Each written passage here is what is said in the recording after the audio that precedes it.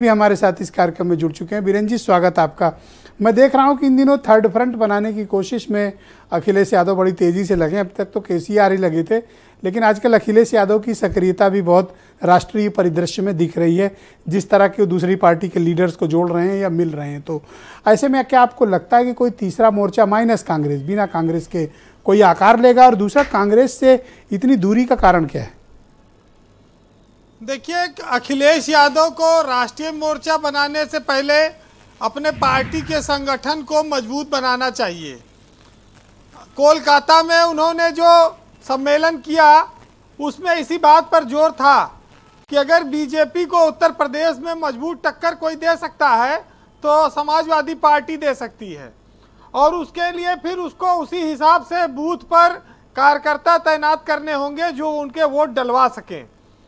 और जितनी पार्टियां हैं उनके पास ना तो इतना बड़ा संगठन है, ना इतने कार्यकर्ता है बीजेपी के सामने कि वो टिक सके।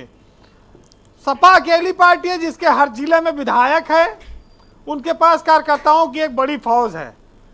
लेकिन ये चुनाव इसलिए महत्वपूर्ण होगा 2024 का समाजवादी पार्टी के लिए कि इस बार पहली बार ये लोकसभा के चुनाव में सपा बिना मुलायम सिंह के लड़ेगी। ना मुलायम की छत्रछाया होगी, ना उनका आशीर्वाद। मुलायम के निधन के बाद अखिलेश ने ये जो एक पहली कार्यकारिणी की है, इसमें एक चीज ये वो थोड़ा करने में कामयाब रहे कि वो अपने पुराने नेताओं को वो जोड़कर कोलकाता ले गए और वहां पर उन्होंने कुछ रणनीति बनाई है। लेकिन अपनी पार्टी के लिए वक्त देना पड़ेगा। ये तेलंगाना, तमिलनाडु और बंगाल दौड़ने से ज़्यादा फायदा नहीं मिलने वाला है। ज़्यादा फायदा उत्तर प्रदेश में काम करके मिलेगा। तो ये MY जो फैक्टर है, ये तो विधानसभा चुनाव में पूरी ताकत लगा चुका है, तब भी सत्ता नहीं दिला पाया। तो अब इस फैक्टर को कैसे और बढ़ाया जाए या इसमें क्या इजाफा हो कि बीजेपी से वो जीत सकें। देखिए, उत्तर प्रदेश में या तो मायावती अखिलेश के साथ आए या कांग्रेस साथ आती। जब तक कोई गठबंधन नहीं होगा लोकसभा में, तो यहाँ तो मुकाबला मोदी से है। जब योगी मुख्यमंत्री कैंडिडेट थे तब तो सपा हार गई और सारे पार्टियां हार गई। बसपा का 1 आया, कांग्रेस का 2 आया विधायक। अब लोकसभा में मोदी है और मोदी के सामने राष्ट्रीय फलक पर अगर कोई सरकार बनाने की स्थिति में तो राहुल गांधी हैं। राहुल गांधी को लेके वो लगातार उनकी रणनीति चल रही है बीजेपी की। यूपी में राहुल की बजाय अखिलेश उनके फोकस पे हो सकते हैं, लेकिन इसके लिए सपा को और मेहनत करनी होगी। देखिए, जनता का जो भरोसा है वो कोई ऐसी चीज तो है नहीं कि दुकान पे जाओ मिल जाए। इसके लिए मेहनत करनी पड़ती है, काम करना पड़ता है, तब जनता भरोसा देगी। अभी उसने भरोसा बीजेपी को दे रखा है। और अखिलेश ने एक बात जरूर कही कि भाई या तो गठबंधन कर लो और या तो अकेले कांग्रेस चुनाव लड़ ले। अब भी अगर अमेठी और रायबरेली में उनका कहना हमारे कार्यकर्ता जब पीटे जाते हैं तो ये कांग्रेस हमारे लिए लड़ती नहीं, जबकि वो वोट देते हैं वहाँ। तो बात तो सही है और कांग्रेस इस बात को जान ले। उत्तर प्रदेश में राजपूत जी बैठे हैं, लेकिन ये बात कड़वी जरूर है कि बिना सपा के समर्थन के कांग्रेस सभासद भी ना जिता पाएगी। लोकसभा तो बड़ी चीज है और रायबरेली में ही तो 1 सीट रह गई। अब की वो कैंडिडेट होगा कि नहीं। देखिए, तीसरा मोर्चा की बात जो राष्ट्रीय स्तर पर होगी वो चुनाव बाद हो, उसके पहले तो कोई मोर्चा टिकता नहीं दिखता, क्योंकि ये तो शंकर जी की बारात है। और तीसरे मोर्चे में किसको किसको आप बैठाओगे? इधर गेट से 2 आदमी बैठाओगे, उधर गेट से 2 आदमी उतर जाएंगे। देखिए, भारतीय राजनीति में नेताओं को कहा गया कि ये केकड़ा है, जैसे कोई ऊपर चढ़ने लगता है वो टांग पकड़कर खींच लेते हैं। बहुत बड़े बड़े नाम हैं विपक्ष में, लेकिन वो टांग खिंचाई में शामिल हो जाएंगे। तो ये जो चुनौती है अखिलेश यादव के सामने वो ये है कि वो उत्तर प्रदेश में बीजेपी से कैसे निपटे, उस पर बात हो।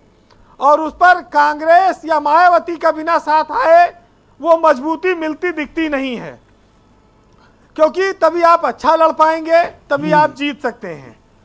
तो ये जो जरूर है ब्रिजेश जी, देखिए मोदी देश में एक निर्विवाद नेता के तौर पर स्थापित है आज भी। अगर राहुल के सामने वो चुनाव लड़ेंगे तो यूपी से तो उम्मीद कांग्रेस करे ना।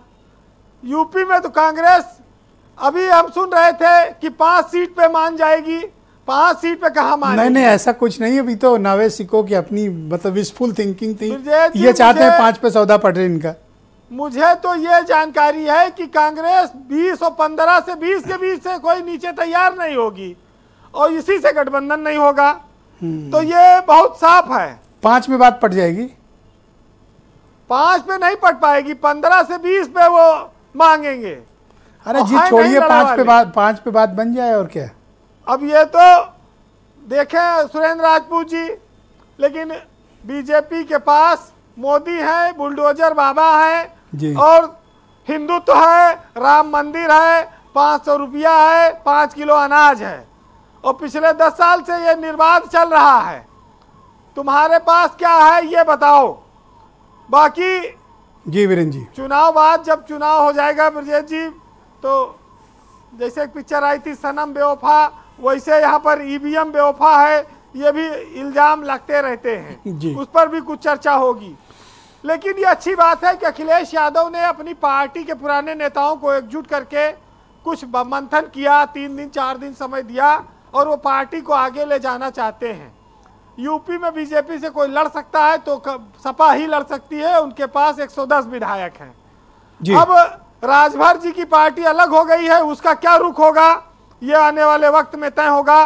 लेकिन कोलकाता में जो समाजवादी पार्टी ने ऐलान किया है उस पर सुनिएगा कि बुजुर्गों की विरासत पर अभी तक नाज करता हूं और जमीन का साथ देने के लिए प्रवास करता हूं और सियासत जंग है, इस जंग में जमहूरियत वालों मैं कोलकाता से इस जंग का ऐलान करता हूं। थैंक यू वीरेंद्र जी, बहुत बहुत शुक्रिया। पता नहीं वार और जंग की आज बहुत बात हो रही है।